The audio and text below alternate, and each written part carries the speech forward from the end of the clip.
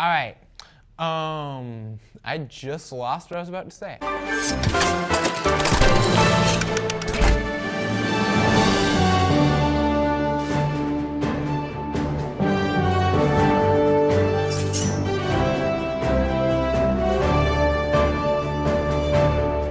Hey guys, welcome back to Carver Hub. This will be our last broadcast of 2019 because it's December, and a little known fact, that's the last month of the year.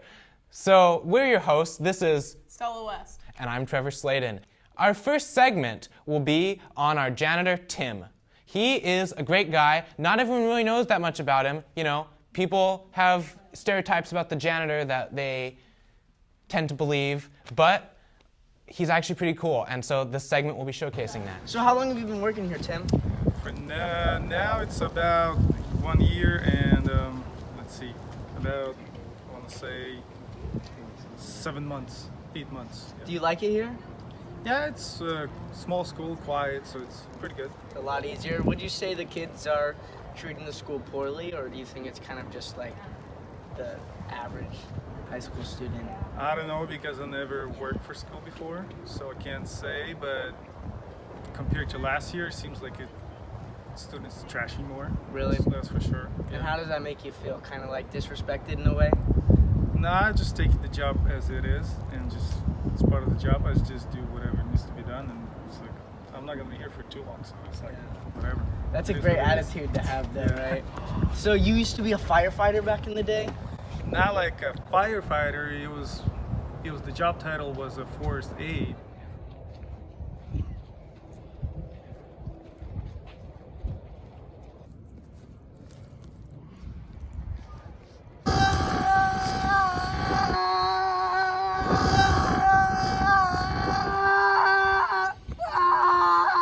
And I worked for U.S. Forest Service, so we were doing the firefighter job, but the job title was not firefighters.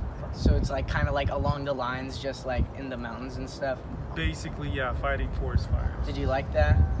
Yeah, I enjoyed it. I did for 2 seasons, so basically one season is 6 months, and then they lay you off, and then you come back and do another, like if you want to do it. So it's a seasonal job. It's not like every year you do it. Yeah. And you go to college now, right? Yeah, I was done with my associate in 2014, and then I transferred to Sacramento State to get my bachelor's. Yeah. Do you have anything to say to like the Carver students to maybe help them clean up, or like? I just say, guys, just don't be pigs, because eventually whatever you do is coming back at you. So it's like, don't have that attitude. Like, you know, doesn't matter what.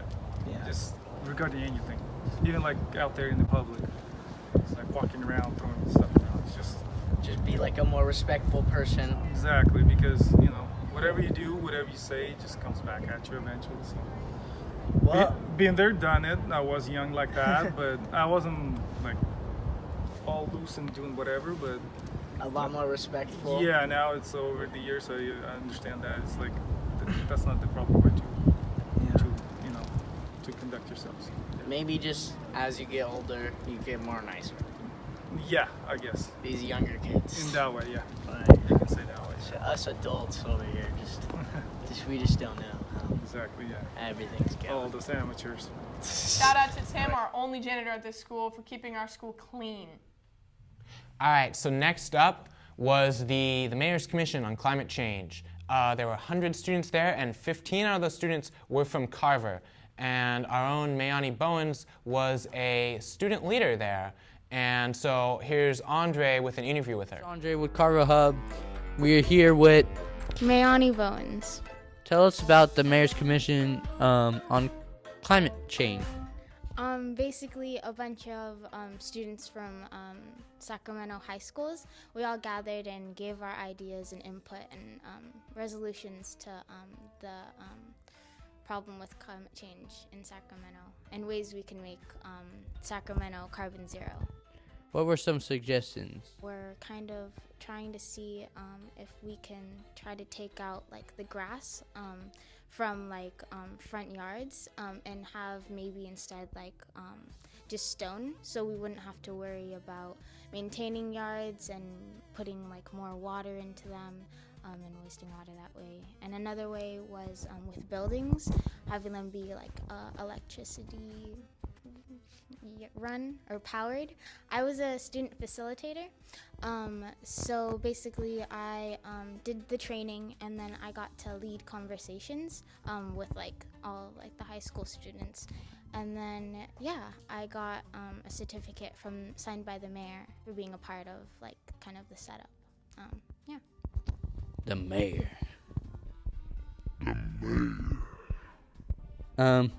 What was the goal of the mayor's commission? The goal was for basically the people in like the Sacramento like city office to have like the input of the youth. Can you show us the certificate that you got? It says my name and then George Washington Carver, and then it's signed by the mayor. Great interview from Mayani. Up next is the Spanish field trip. I'm Zoe. We're at the California Museum, and we're by the Dia de los Muertos exhibit. And I'm Vicky. Over there on the other side, they have this area where you can draw and like remember those who have passed. And Did it? How many people colored one? Do you know? There were quite a few actually. There were at least like 10 of us maybe. At least coloring pages of dead skulls. skulls. Yeah. And you can like write whoever you want to remember, like their name on it, and then you put it on this altar over here. How's your experience been so far at the California Museum? Well, my experience has been pretty good, you know. I've enjoyed a lot of the artworks around here. There's a lot of beautiful pieces by amazing creators and talented artists, and it shows a lot about the culture that's been kind of erased by whitewashing and such as. It's very interesting to see how the culture has, you know, impacted that and how. It's nice having you here today on Carver Hub. What do you like about the Spanish field trip? Well, I really enjoyed having my own culture on display, especially someone who at a very young age rejected my own culture. Really like feeling like I'm a part of it. That was a very special feeling, and I really enjoyed that. Yeah. What did you learn? I learned about the censorship in Latin American art, specifically in this field trip. And a lot of it has to do with street art that displays the truth about America, and especially the big mural about the Japanese concentration camp. That was very interesting to learn about. What did you find important? Something that I found important was, well, there was a lot of things in that field trip, not just about Latin American culture or anything like that. There was also the Japanese internment camp part of the museum, and that was very interesting to see the types of bunks and conditions that they were being held on and the art that they were making. And that was very sad to see, but I think it was very important as well. And also being able to see the Day of the Dead display, that was really nice. Big mural that wasn't actually there, but we had a small picture of it, and it was about a lady, and intertwined in her hair was the history of Hollywood or Los Angeles or something like that. And the reason it got censored was because it had the depiction of the Japanese internment camps, and that was a really big issue for them. And they did actually get into a legal battle, but I'm not sure how that ended up. Thank you, Alicia. That Day of the Dead trip looked pretty cool. I'm not in Spanish though, so I wasn't on it. All right, so real quick, before we go to the next segment, our main guy, Joey, who's usually on-camera talent here, he usually sits in this very chair that I'm sitting in. He's sick right now with the strep throat, and so I just want to say, get well soon. All right, so our next segment is the Carver Hub field trip. See, we at Carver Hub, we went on a field trip recently, and it was pretty cool, and you guys get to see what that was all about. You should have gone for the head.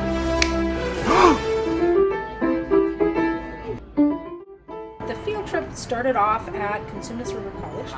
And they actually have a broadcast program there. So they have studio, they have new equipment.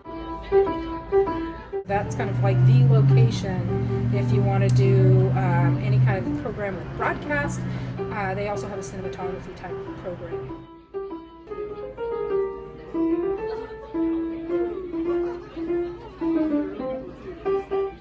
My name is Professor Lauren Wagner. I'm the head of the Radio, TV, Film Production Department. This is Professor Kang. Hey. Radio, TV, and Film, or shortened to RTVF. These are the different degrees that we offer. So if you go online and you just click on RTVF, you're going to be brought to one of our degrees, which is the Associate for Transfer. So you get your 2-year degree, and then it sets you up for transfer to a CSU. We also offer all of these other degrees, and so if you just click on Radio, TV, Film, and it takes you to one option, I just want to make sure you're aware of other options.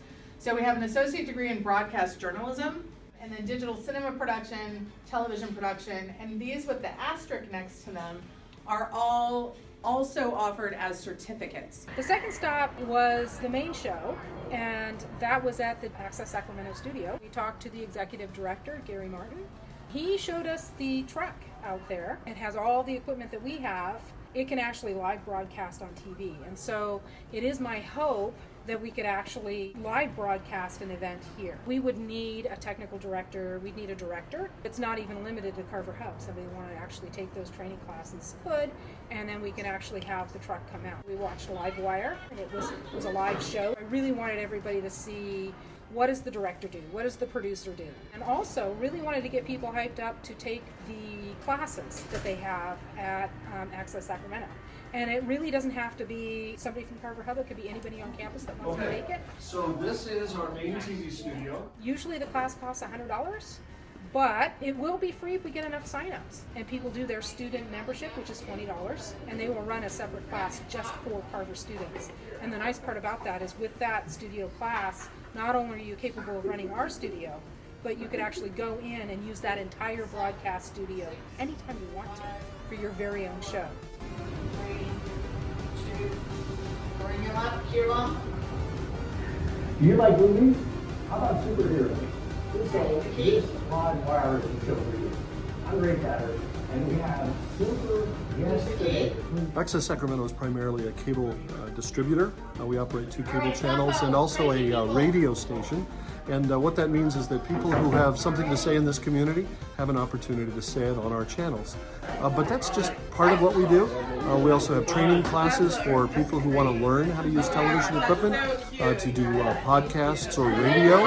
All of those things are available right here at Access Sacramento. Access Sacramento is primarily a membership organization.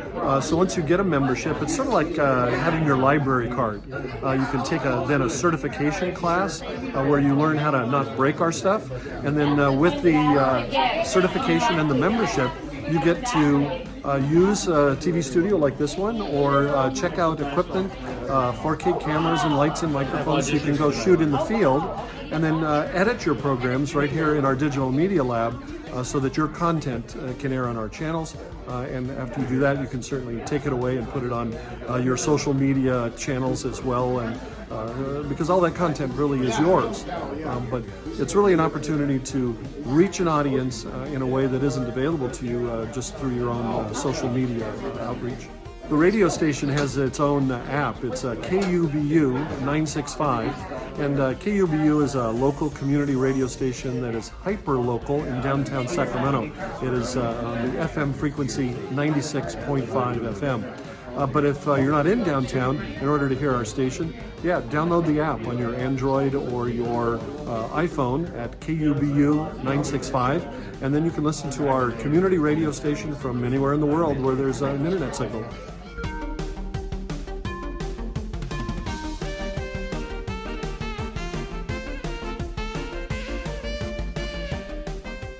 All right, yeah. You should definitely take those classes that's offered at Access, because they'll really help not just Carver Hub, but they'll help you out too. Because if you want to be like a YouTuber and you don't know how to do YouTube, then second best, you can put yourself on actual TV. And so that's always great. And so next up, over to you. Next up is the all-school field trip. We went to ARC College and ate some food and learned a little bit about the school. So what is your name and position here? My name is Frank Beauchamp. I'm an instructor, American River College Diesel Program, Clean Diesel Program. So what are we doing here today, Frank?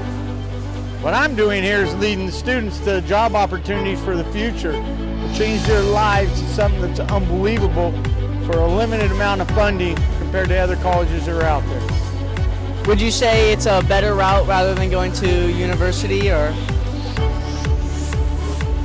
No, I wouldn't say it's better. I say it's just as equal. And what I mean by just as equal, because you can take these opportunities with the hands-on skills to take what you have in your mind with your hands-on and apply them and make just as good money without, if not better, without university. Thank you, Frank. I appreciate it. You're welcome. My name is Brenna, and I welded this. I kind of tried to make a heart, and then I made B right there, and then just 4 lines. So I'm here with Tristan, 9th grade. I'm with the 9th grader Tristan, and what's your first thoughts of this field trip?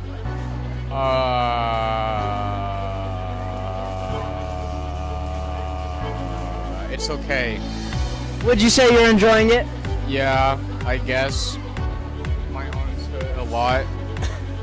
I had to carry so many people today. And the food's good. Okay, I guess. It's awesome! I'm Joey Latini, and I'm here with Mike. So what are the opportunities here that you guys provide? We provide our students with basic knowledge to get started in the diesel industry. So we teach them about safety and the basic requirements of entry-level diesel technician. We teach them things like engine repair, brake repair, electrical diagnostic, and basic hydraulics and so on. Thank you, Mike. I appreciate your time. Have a good one. I'm here with Craig Wickman, Department Chair for Diesel and Collision. And you set this program up for all of us today, correct? Yeah, I did, but it wasn't by myself. There was a lot of great students, industry partners, and thank you for coming out. Appreciate it. Thank you for having us.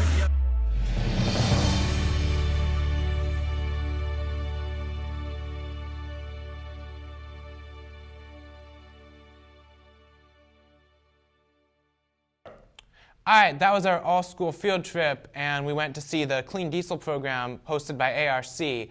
And next up is Poetry Out Loud.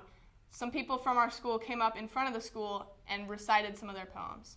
So this is our school-wide Poetry Out Loud competition. Each of these students did extra credit and recited a poem in class, and were good enough to come and make it to the school-wide competition. So welcome, this is our 2nd annual Poetry Out Loud school-wide contest, and the winner and the runner-up from today's competition will go on to the county contest, and then the winners of the county contest go on to state and then on to nationals in Washington, D.C. So this is a nationwide competition that we're taking part in. I am hoping to hang your head on my wall in shame. The slightest taxidermy thrills me. Fish forever leaping on the living room wall, paperweights made from skulls of small animals. I want to wear your smile on my sleeve and break your heart like a horse or its legs. Weeks of being bucked off, then all at once, you are mine, put me down. I want to call you thine. To tattoo mercy along my knuckles, I assassin down the avenue. I hope to have forgotten you by noon and to know you by your knees parsed by prayer. Loneliness is a science. Consider the taxidermist's tender hands trying to keep from losing skin the bobcat grin of the living. Thank you. How was it preparing for Poetry Out Loud? It was a little crazy because we had to memorize it for the class first and then say it in front of the class. And I only remembered that I had to memorize it a day before, and then I had only the weekend to prepare for it for the whole school, and that was really scary. Learning poetry by heart is it's something that you carry with you. Once you learn a poem, it's always there, right on the surface of your memory. And it's very exciting to think that this whole competition is a nationwide competition, so high schools all over the country are taking part in this. So we do have a runner-up, and she will be going to the county competition with us as well, and that is Becca Walker.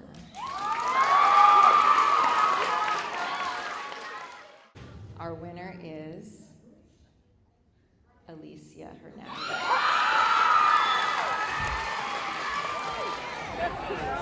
2 years in a row, how's it feel? I feel nervous.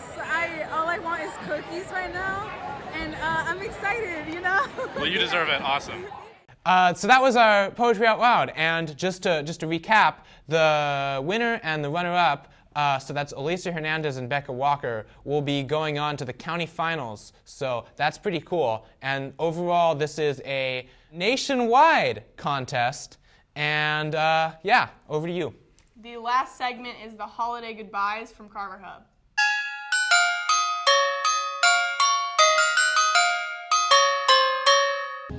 Do you get into the holiday season or more of a Christmas Grinch? I like it. I like Christmas music on the radio. It's nice. I wouldn't say that I go all out or that I'm too excited, but it's nice. I wouldn't say I get like completely into the holiday season. It's kind of just like another day, I guess. But I do like celebrating Christmas. What are you doing for holiday break? I am going to San Luis Obispo for a wedding the second week, and the first week I plan to just chill with friends and I don't know, give gifts out. So I normally go to my cousin's house who live in San Diego, but I'm still debating on whether or not I want to do that. I'm going to my Tahoe for like a couple of days. Okay. What's your favorite part of the holiday season? I like gifting. I really like Getting or giving? Giving gifts. I think that's really fun. And it's just like a small way to show someone how much you appreciate them. I really enjoy that. What is your least favorite Christmas song? Oh God.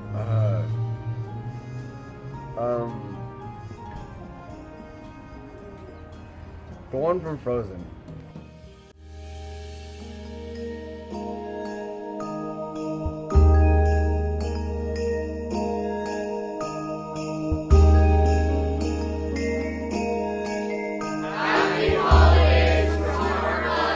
You should definitely subscribe to Carver Hub, like our videos, check out the other stuff that you don't see in Advisory. And I'm Trevor, and I'm Stella. And we will see you next year. That's true, next year.